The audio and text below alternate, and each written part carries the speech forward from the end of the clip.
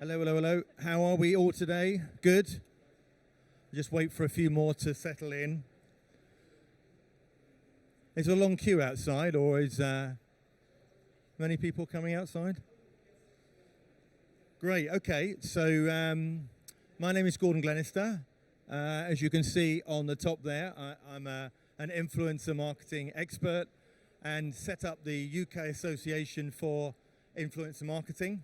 Also have a podcast called Influence. If anybody like listening to cool podcasts? Yeah, great. Okay. And also the author of Influencer Marketing Strategy. We're going to, for the next sort of 45 minutes or so, I've got some amazing guests with me who are super excited to share their thoughts and ideas. It's going to be all about boosting your business with unique marketing campaigns. So I'm going to ask all of them in turn just to introduce themselves, just so that you get a bit of a flavour for who they are and what they do, and then we'll get into the deep dive. I want to leave some questions at the end as well, so do think about that, because it's all about giving you relevant and insightful content. Obviously, there's no slides here, so it's all about helping you get what you want from the show. Okay, so Matt Swain. Matt, do you want to start off with telling everybody who you are and what you do? Hey everybody, I'm Matt. I've had several kind of roles in the kind of social marketing space. I've worked for some kind of major podcasts. I've been a strategic advisor for a few tech startups, and now I help brand founders and CEOs and build their kind of digital reputation online. So that's my kind of focus now. Super. And Natasha? Yep, hi, I'm Natasha. I do PR, but I've also had quite a few hats over the years in different arenas, from celebrity photography through marketing and events, now stuck in PR, which I adore and love. And I now help brands and individuals build their profiles to get them out there, build a fantastic public perception, and get them seen, both traditionally and modern media. Super. And then the amazing Kevin at the end? Oh, well, that's very kind. So 30 years ago, I created Church of the Winston Bulldog that you see on television. I know I don't look that old. It's just Botox. Let's be real about it all. I've done 16 years in the music industry and then worked for entrepreneurs such as Unilad and Lad Bible, and gone through the media industries and out for an amazing tech startup called Alpha Talent Group, and some of the stuff with Chapstone Quirk, which we look at innovating sport, fitness, well-being and finance. So yeah, quite a mix of roles, and looking forward to some of your great questions around campaigns and how we can help you be a market leader. Great stuff. What I thought we'd do is start with Matt. Now, one of the things that's really fascinated me, and I know that there's going to be lots of talks here about AI, but also CGI, computer-generated influencers and avatars. And I'm wondering, what's your thoughts about, creating campaigns that are not the standard sort of stuff, but with using some of this cool tech? What's your thoughts around that? Yeah, so I think you can use CGI to create really kind of creative campaigns and do things which you wouldn't usually have the budget to do. And so I think that opens up a lot of opportunities for kind of brands to kind of think outside the box and kind of create something really unique, via that new technology.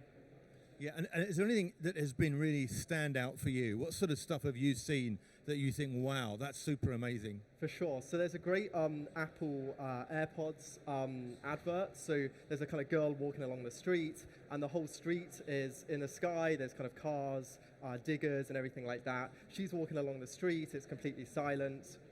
She then orders a drink from a stool, and the whole street comes kind of crashing down from the sky, and there's suddenly loads of noise everywhere, kind of diggers, babies crying, etc.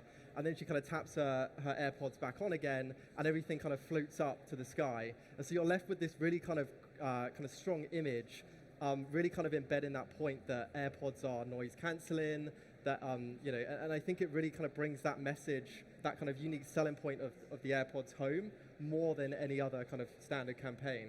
Yeah, and do you think with AI, we can get better content? At the end of the day, a lot of people have been worried about AI replacing jobs, Yeah. but I always think about it being a great co-pilot. In other words, it's all now about the prompts.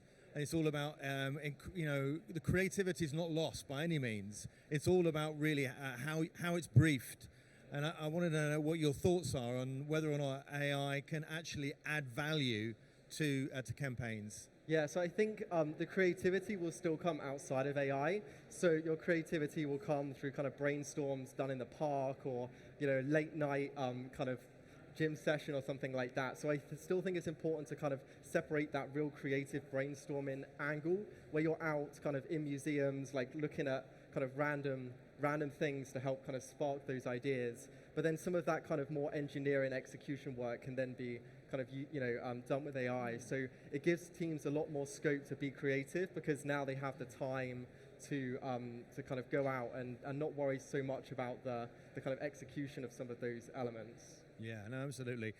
Kevin, I want to bring you in now. And I want to talk a little bit about storytelling and the importance of authentic content. We were just talking when we were having a conversation before about Red Bull. I was fortunate. Anybody been to the Red Bull head office in London? You've been to the head Bull? It's super cool, guys. Really amazing. And I listened to a really fascinating presentation there about how they have this theme about wings. Have you heard their campaign about has it got wings? In other words, everything that they do in terms of their collaboration and partnerships has to drive up to that key. Does it serve our major and key goal? Because if it doesn't, i.e. Have wings and be super creative, it's not going to work. They also have a storytelling institute. So they talk about all of their athletes being storytellers. Now, I know you've got a real view about this, Kevin. So how important do you think it is for brands and marketeers to really think about authenticity in their campaigns?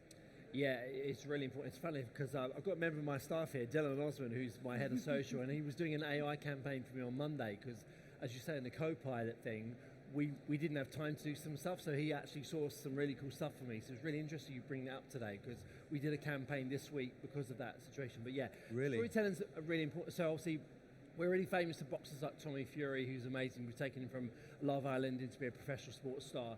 And one of the brands that we ordered was Grenade, and authenticity mattered a lot more to the brand than we even knew. So when we were talking about Grenade and Tommy Fury as a partnership, they went through his Instagram and his TikToks and they were going back 3-4 months and going, actually, he's wearing our stuff. So we feel it's a great partnership, and authenticity is a big thing for us. And that was a real wake-up call, because I think when you're at the crossing kind of headlines of pitching brands or doing a client brief or an RFP, you don't spend enough time in the CMO's position or in the brand at Cadbury's or Mondelez or Grenade, which they're now owned by, and saying, well, what is it actually that they want? So rather than our artists, we try and think about two sides of the coin all the time and think about what's the value of the side of the coin. And we definitely find that the authenticity is a big thing for us. So storytelling comes a part of, do I actually wear the product? Do I drink it? Do I eat it? I mean, how many times have you seen a product and you think, you don't actually use HelloFresh, there's absolutely no way you use that product. Sorry, HelloFresh, just going to put it out there. But we try and align brands right on the offset on how it's actually working for them as a consumer profile. So we also got a question around brand personas and audiences, which I think is quite rare for a talent agency and what we do with Tommy, for instance. But that's one of many examples we can talk about. But storytelling is massive, because brands spend millions of pounds on adverts, digital out of home, LBC radio. So we want to try and align stories that are relevant to their audience that they spent years creating, and we've kind of jumped in at the last minute to say, actually, are we a part of this story or not? So yeah, we're really respectful storytelling that's done by probably you lot a lot better than I do every day of the week. So well, I mean, fundamentally, Kevin, what we want at the end of the day, and what all these guys want, is they want to be able to grow the audience. Yeah. And and how do we do that? And that's so important, that we don't just get the numbers, but we got the right numbers. Correct. And that's what's so important, isn't it? Yeah. And if the more natural the campaign, the more that people can relate to it, and it's less of an interruption, more than something that is purposeful. I mean, when we were running Unilad and our Lad Bible, we ran the whole company on 2 products, which was relatable and shareable. And if those 2 tick boxes never made it, we were doing 360 videos a day, 13,000 impressions an hour across Facebook and Instagram and YouTube, which was back in 2016, 17, 18 was quite a lot. It's like triple that now. but we would never go around that storytelling piece without understanding what the numbers were. So not just a big number, it's how many people purchased through to the click pages, how many people converted to a campaign, who donated to cancer research. It was a big thing around conversion, and I like the fact that we're still on that page around, does it matter enough? And I like to be really brave in our campaigns, especially with Dylan at the helm. We ask a lot of questions. In fact, he's terrible. He gets me in so much trouble in board meetings. He goes, it's bollocks, actually. I don't actually like any of this. I'm like, oh, well, great. Okay, so you're asking the right questions, but let's get under the B word and actually understand what the client wants, which we're really good at doing, I think, now. So being brave is important. Yeah, that's great. Sorry, Thank you. Natasha, you're a bit of a PR guru. Let's talk a little bit about some really great campaigns, because we're now in the attention economy, aren't we? You know, if you look at people's attention span, in fact, I learned the other day that the average person scrolls the length of the Eiffel Tower on their phone every single day. So that's a huge amount of content that they're seeing. Mm-hmm. So how do we disrupt people in their day-to-day without annoying them and doing it in a way that feels cool and quirky? So I'd like to sort of share some examples of maybe some PR campaigns, maybe that you've done, but also that you've seen in the wider world that you think that's cool. Yeah, no, there's obviously hundreds and thousands of those out there, but I back up on the authenticity side of things. I think with algorithms and AI and everything else that's kind of bringing PR not just into print anymore, it's now in the palm of our hands, and we need to take that into account when we're thinking about disrupting industry, disrupting people's opinions and views.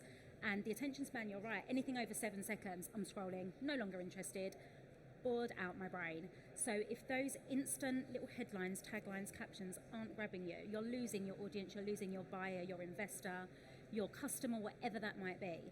There's some examples. I'm going to throw it back a good few years here, and I'm going to get a little bit cheeky with it. I've built a few brands over the years for clients, including swimwear lingerie brands. One of them was from somebody who was actually a reality TV star, and she wanted to become a swimwear designer. She went on to do that. We helped in that process. And part of our publicity stunt was not just the usual, building the social medias, getting the press in, interviewing. We got a range of women. It was a female-centric brand, so we got a variety of ladies, all shapes, sizes, ages, fully diverse. Got them in the swimwear after the photo shoot, marched them through Covent Garden, big angel wings, sorry darling, big angel wings, got a pap there, that went viral instantly, went everywhere, over all of the press, social media. And yes, it was risky, it was crazy, but it wasn't just the press that grabbed onto it, it was the passers-by. And that's what we were trying to get the attention of, potential customers. So you had men, women, teenagers just filming these stunning human beings prancing around. And things like that, it's not something you see every day. And for me, that's really important, especially when it's showing that diversity. And it was authentic to the girls because they got to design the pieces that they were wearing that day. And that's where we brought the authenticity into it. We done the whole kind of case study, got some groups in, asked them what they would want from it, and kind of pushed it out a lot further than we anticipated. And for me, that side of things, the authenticity is key. And I use that every day in PR. As much as I'm a creative, I'm a full-on nerd. I'm an absolute geek, and I'm proud of it. I absolutely love being a nerd. And numbers for me tell the whole story. So we analyse everything, right down to who your audience are looking at on social media. We can get right down to the nitty-gritty so that we know that our PR campaign is going to reach the right people. It's so essential, isn't it? The numbers. So key. Well, often because, when you're a marketeer, stuff that you want to do, you know that you've got to sell that internally. Yeah. Right. And that's often a bigger question, particularly when marketing budgets are squeezed more than they've ever squeezed before. And being able to show that ROI is so important, isn't it? People struggle with that in PR though, because they're like, well, marketing... Aren't you the fluffy stuff? Yeah. Like, well, what am I getting from this? Well, this is what we're getting. Exactly. You mentioned something there which I want to just pull into, and that's what I call purposeful content. One of the things that I think is very, very important now is, particularly amongst the younger generation, if you think about the environment, what happened during COVID, it was those brands that really cared about their audiences, they cared about their employees that shone through. And there were many, many examples of that. You know, Leon, if you remember, giving out free lunches to NHS workers and all sorts of things like that. I was fortunate to be at the Cannes Lions Festival this year. I don't even know Cannes Lions. Who's been to Cannes Lions? I was on stage. Yeah. Right, that is an amazing event, guys. It brilliant. really is the biggest advertising event in the world. The reason I mention it is because many of the awards were given to purposeful content. Oh, wow. Yeah. Not least of all, the Dove campaign. Yep. I don't know if you guys have seen the television ad for Dove, have you? With that emotive music about the impact of the anorexic girl. I absolutely love that. Right, sorry about that. The reason I love it is because it's not just about advertising a brand. It's actually trying to change the needle of an issue and a problem that a lot of women, of course, have. So they didn't just do that campaign on their own. They collaborated with other people. And so, you know, in your markets, are there, you know, bigger industry problems that you potentially can solve by collaborating with other brands? And I wanted to know what the panel thought of said campaign and whether or not there are any other examples that you want to share. Matt, do you want to just... For sure. Yeah, I think tapping into that kind of wider societal conversation where it feels aligned and authentic for a brand to do so is key. I love the Vanish campaign recently that kind of taps into that kind of neurodivergent and the importance of kind of autism and things like that. It kind of shows the importance of a hoodie to a young girl, super impactful, really kind of emotional, and also kind of, you know, brings that wider conversation to the forefront and kind of taps into Vanish's bigger reason for why they exist and why that they're a brand today and that impact that they want to have on the world. So I think the Vanish campaign for me is a kind of standout kind of example of that, where it was done really kind of authentically. It felt really aligned. It didn't feel like they were trying to put their product into that conversation. It felt very kind of natural and organic to do so. Yeah, I just want to jump on something. You and I have a similar interest in developing people's personal brand. And one of the things that's fascinated me is seeing how individuals are sharing that online, on LinkedIn now. If you look at some of the biggest posts, they're with people that are sharing some more emotive subject matter and interesting things that we can relate to, rather than look at me content, you know, oh, I'm going to be here or I'm going to be there, and you know, we don't always want that. But if there's, I remember somebody said on LinkedIn a little while ago, I'm having a tough time, my business is going under, or something like that. And I thought, wow, that's really brave to say that. But this guy got a huge amount of sentiment. I hope this isn't going to be when the stage falls over, like the Tory Party conference, you know. But you hear what I'm saying here. It's a really important point. Is about you know, we talked about authentic. We talked about storytelling. We also talked about emotion. I mean, if we look at the Diary of a CEO, you know, look how Stephen Bartlett's you know, organization has grown. But remember, he was very successful online, talking about mental well-being that people could totally relate to. Because being an entrepreneur, some of you in the room probably are, it's not easy. And when you know that there are other people out there going through that, I think it's really difficult. One of my tips for all of you is when you're sharing, liking and commenting on other people's posts, think about why you've done that.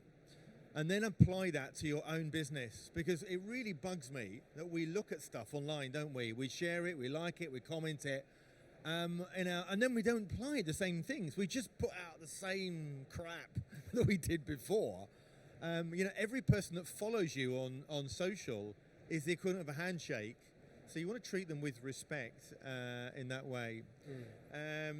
Okay, good. So let's talk a little bit about Kevin, nano-influencers, and talk a little bit. I want to talk about the and we've talked about authenticity, we've talked about storytelling, but why do you think, and for anybody that doesn't know what a nano-influencer, that's somebody that has between 1 and 10,000 followers on social media. Why do you think that audience, or even small micro influencers, has engaged so well with their audiences? Yeah, I mean, it's simply because everybody in front of me is smart and they've got a brain, and they've worked out that Zoella doing the latest L'Oreal campaign isn't real anymore, and that 6 million quid she got isn't relevant to the actual product. She never bloody uses it. So what actually happens is the nano-influencers are a micro community. So how Facebook started was a thing called network effects. It's the kind of psychology around how social media works when you get it running. And brands are spending a lot more time at 1 to 20,000 kind of likes within a nano-influencer than a big one. They get the breadth of coverage. They might be able to get 10 or 20 influencers instead of just the one. And obviously the work that you do and I do, and yourself as well, is that we span across different networks. It depends on the campaign, but the nano-influencers are real, right? If they generally are doing something on Manscaped, for example, I'll just use a brand guide for that, they are going to do it because they like the product. They aren't just going to do it because actually it's a bit shit, I'm not going to do this. And I know it's 1,000 quid, but they actually believe in it. And I think the message comes across more authentically. Then mixed with the algorithm, as you said, the authenticity of the comments underneath. It's like, oh my God, I love this. At Claire, could Dad want this for Father's Day or at Christmas or birthday? Then the technology starts to support the campaign, which is right. So I think CMOs have got a lot more smarter, and media planners in agencies as well understand that it's not always about ITVX, and I love ITV, but there are other means of communicating with customers through viral stuff, and I think that the nanos have a great place, and I don't think they're going anywhere. I think they're getting bigger and bigger. Oh, 100%. And I think from my own experience, they often have really interesting niches, Right, they do. which you can really develop. I mean, for £10,000, you can buy a lot of nano influencers. Really can. Versus what you might pay with one post. Probably one. One their post with audiences a are celebrity, fun. and if for any reason that bombs, then oh dear. I mean, the other thing, just to add to that, of course, is the repetition of the advertising message. Yeah. I think one of the it'd be interesting to get your take on this, Kevin, and you, Natasha. So often, sometimes people, when they invest in influencer campaigns, they think, well, right, well, you've done the post. I'm just waiting for all the sales to come in. Yeah. Why haven't they poured in? Well, that's the equivalent of just going and seeing something on TV and thinking it's all going to happen overnight. So again, it's worth reminding ourselves that ambassador programs can also be a very, very good way to what I would call this always-on approach. Yeah. Kevin, do you want to just answer that, and then I'll zoom into you, Natasha? I'm a beta tester for Meta at the moment. So, like on your mobile, and you see an advert on your social medias, this is all platforms, your run rate is 1.7 seconds. So if you're Universal Music or Fox Films and you are promoting a new film, if your first second of your commercial isn't like the release date of the movie, you're done. Yeah. And if you don't like Harry Potter, not everyone does, at least you know at 01/01/24 when the new Harry Potter film is, you can tell your girlfriend, boyfriend, mum, dad, sister, whatever it is. So marketers have got to be really clever around, it's not just the campaign in itself, which we'll get really excited about, and then we go, actually went online, it did actually shit all, it was absolutely rubbish, because we spent 7 seconds looking at a picture of the moon, like it was lovely doing that, and it looks great, but it's not Top Gear in Monaco and Lamborghinis, where online you've got 1.7 seconds to make a call to action, and it's got to resonate, and whether that's a planet exploding or a person who's suffering from cancer or Me Too movements, it's got to resonate really quickly for you to continue that 1.8, 1.92 second journey on a mobile. So that's where the nanos come in really well, because they do you do watch their stuff more than Gary Lineker's getting paid, right? So you just got to say it how it is. Exactly.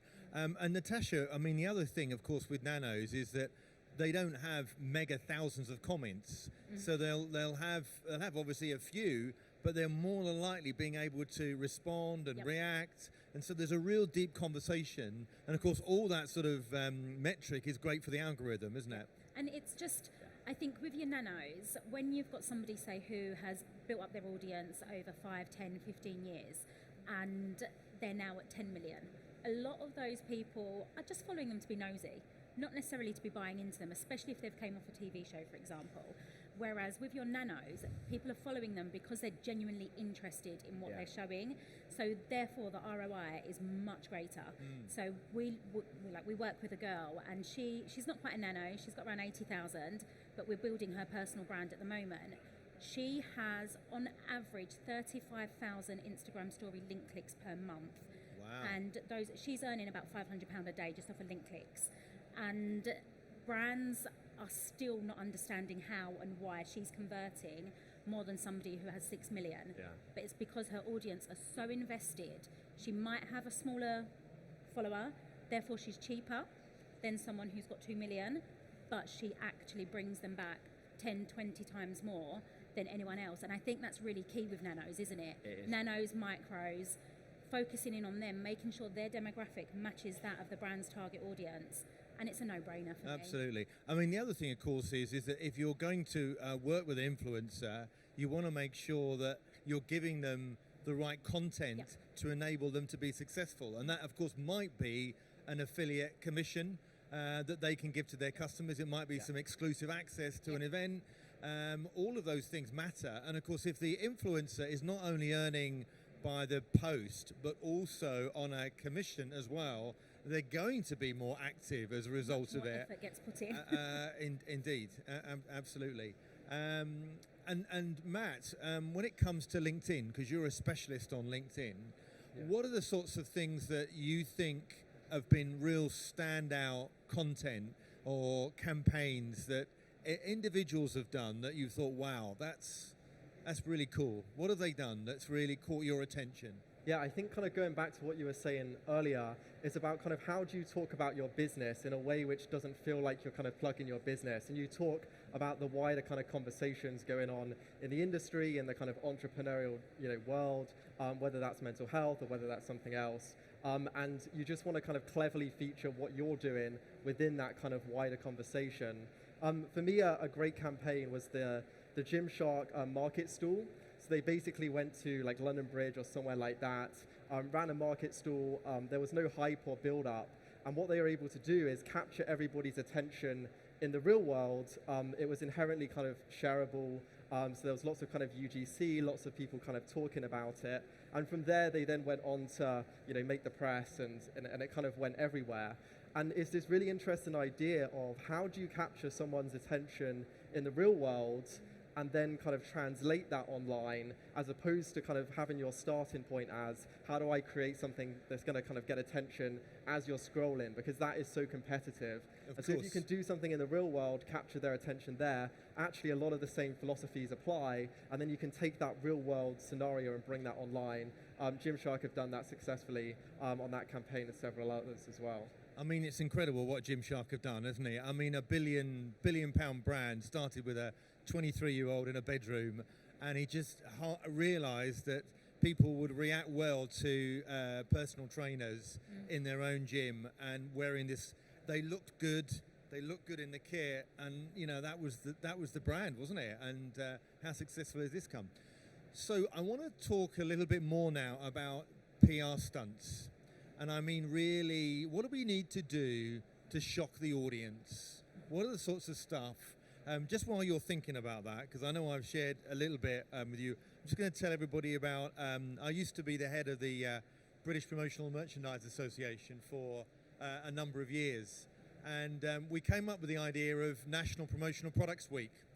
And what we wanted to do is to get all of our members promoting promotional merchandise. But of course, they were all very competitive, so they only really wanted to do it in their own way. So we decided to come up with the idea of a thank you campaign. It was called #ThankYou. Because if you think about it, when you're giving somebody a gift, in most instances, you're saying thank you. So we created a little board with the word thank you across the middle, with a little white strip in the middle. And we asked everybody, all of our members and their teams and their customers, to write who they wanted to say thank you to. So it could be a customer, could be their mum, it could be their dad, could be anybody. But it created so much positive PR right across the industry, because of course thank you and merchandise was somewhat related. And we stitched all of that content together, and we're able to put it on the Promotional Merchandise Association's website. And so that's an example, perhaps, where you've got a number of people all doing different content, but it's about pulling it together because it had a purposeful message at the top. because I know there's going to be some people in the audience that are from B2B companies, and they're thinking, now, what can I do that is going to be impactful? How can I do something a bit unique? So let's start with you, Natasha. You're a B2B company. How are we going to put the hand in front of the face? How are we going to create real cool, attention-grabbing stuff? Depends how wild you want to go with it. Let's really. go wild, Natasha. Let's go wild.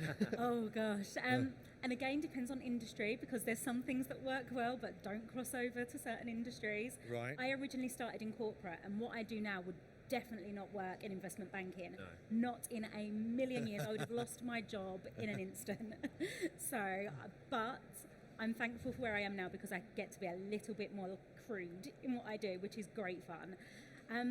From a B2B perspective, it really is about understanding what you can get away with without causing any form of conflict or insult or upset, and again, remaining authentic.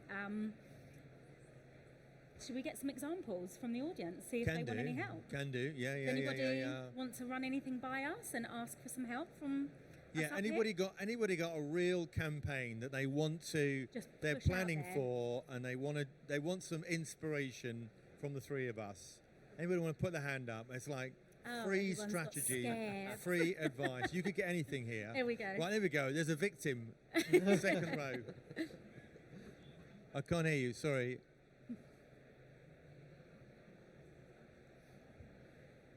So we're a branding agency. You're a branding agency. Yeah, we're going to be Amazing. running a campaign for construction businesses, improving their branding, their website, their just online marketing presence. Yeah.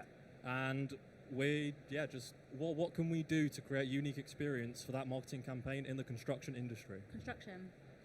That's quite interesting. My dad is in construction, so I know a little bit about it.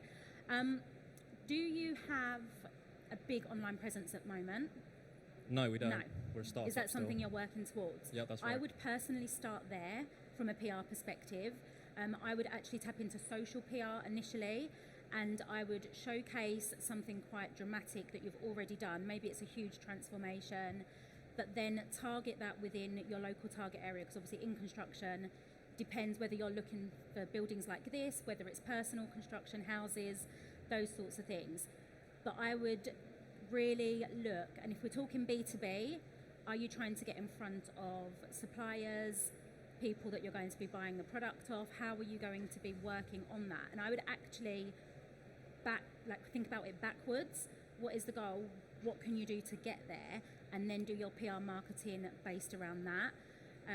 PR for construction is very different to most other industries, because it is very much targeted to kind of either direct consumer, like the house buyers, for example, if we're talking residential, or if we're talking construction of buildings, cars, vehicles, all of those things. Again, that is completely different, but you can certainly look at your successes that you've had and what hooks and press hooks you can put on that. From a marketing perspective, Kev's probably the best one to jump on that. Go on, I don't know Kevin. how Do you you are want with to chip in construction. there? Yeah, I would say sustainable materials are Yeah. a really big hot topic. So, like, the obvious one is solar panels, but obviously there's a lot of government stuff around filling in your house so it's economy warm and stuff, but there's boilers stuff and house Staying emissions. green. Yeah, I think the green emissions would really help, depending what area you're in, but I think sustainability would be a very sweet spot. Perfect, thank you. You're welcome. Yeah, just one from me. Are you a member of any construction trade association? So, We are by mutual association, but not really. okay, no. so, you know, I'm a great believer in any industry that you're in, find where the godfathers are, find where the big conversations are happening and who the key influencers are. Yeah. By being influential, you surround yourself with highly influential people. So also have a look at the Facebook groups, other communities where your target audience are swimming. That's so that you can actually maybe even go to a construction event and be on a panel, something like this. These are all the sorts of things which show leadership and authority. And when it comes to influence, that's a key component within that. I like to call that the power of influence. The power of Power influence. of influence. Kind Absolutely. of positioning yourself as an industry leader is key. Let's get another one now. We've got a Thank few you. more minutes. Anybody else like to get some free marketing advice? Lady here. Ladies first. Hi, thank you. I'm Laura from RNID. Sorry, I'm Laura from RNID, the Royal National Institute for Deaf People. Actually, deaf people, charity. great. Yes. Ah. And I'm coming from the perspective of looking into how we can engage brands to really have effect on behavioural change. So one of the aspects is breaking down stigma about deafness and hearing loss, but also really importantly, getting people to go and get their hearing checked in the same way as you go to the dentist or have your eyes checked. And we think there's a real opportunity to work with campaigns and PR to drive that rather than it just coming from our voice getting people. So I'm really interested to find out from you guys how you think we could best engage with your customers and your clients to really propel that. Great question, and I've got a view on that in a second. Kevin, do you want to have a go? Ladies first. Oh, Natasha. Natasha, Are you hoping to get to the younger audience, older, or you're just going wide? Across the range, one of the big Right. things we want to talk about is the stigma around young people with hearing loss, and recognising that actually it's not just people who are over 65 who have hearing loss and hearing aids. A lot of us do, myself included. Well, obviously Love Island, Tasha, who's just recently been on Love Island last year, she would be fantastic, and I'm sure she does a few things with RNID already. But she, I think, has helped hugely. She has gone on to be an ambassador and a model for huge household names. She has done a small part to break down that stigma, and I think tapping into that from a charity perspective is key. Kind of tapping into young people who are in a position of influence in order to get them on board as ambassadors. Same, I used to actually work with RNIB, so not quite the same, but the same sort of angles. And we've done a lot with guide dogs and things like that, and getting out into the community, bringing the guide dogs into the workplace, and even having people who, we did have a lady who was deaf as well. We had a blind lady, deaf lady, brought them in, hard of hearing, and we set them up, but we showed the rest of the business that actually this is normal and this is fine, and nothing needs to hold anyone back. We're in a day and age now where we have the tools and the capabilities to support individuals in every aspect of their life, whether that's through technology, whether that's through adaptations within the home or workplace. And I would actually look at getting some younger voices in campaigns and tapping into, again, the social PR, where the young people are. We know users of social media are a lot younger. I'm like, I'm not old, but I'm not young anymore. So it's like, but I do have a teenage son. So if we're talking about that, he came home and he was like, Mum, my friend has just found out that they've only got partial hearing in one side. And I wondered why we always had to shout at him. And I was like, so it's nice that his friend was able to speak to his peers about that, because when I was younger, nobody would have ever spoke about it. So I feel like the stigmas are being broken, but social media is your way to reach those young people in a huge way. Thank you. That's really, really good. Kevin, if you... Is there a national day in the calendar? Yeah. National Deaf Day? Yeah, there is. There's quite a few different parts. Deaf Awareness Week, for example. If you connect with me afterwards, I work with Clear Channel. They give away some free advertising billboards for organisations like yourself. So if you connect with me, I'll intro you to the MD. Thank you. All right, and but I love the young voices bit. I think that's ace. Yeah. It's really cool. Do you want to have a word as well? I think you could potentially tap into some existing trends on TikTok and work out how you can insert your narrative, your message into trends that are going on, and kind of have some fun, experiment, and kind of see what you can do organically yourself, just by kind of posting videos in your office, etc., and go from there. My girlfriend is actually training and working with the deaf as we speak, actually. So I find quite fascinating is when you don't know about deaf people, and then somebody within your family has a connection with it, your awareness levels increase. So I think it's targeting people that have people within their wider family and knowledge about it. You may be already doing that, of course, but I think that's an area definitely to develop. yeah, you're absolutely right though. As we get older, I mean, my hearing is definitely going, even in this session, I might add. That's why I've moved around here to listen to these guys. So I know exactly what you mean. Just having a hearing test and it not being a stigma with having it, because maybe sometimes people think, oh, I don't want to have a big thing on the clip now, but you know, it's a lot of this is all about education. Yeah. And I think the examples that Natasha shared were good, making sure that if you work with ambassadors, they represent all of society. 100%. And that includes minorities. Yep. That includes younger people, older people, all those types of things. Because, you know, when we look online, we want to find somebody that we can totally relate to.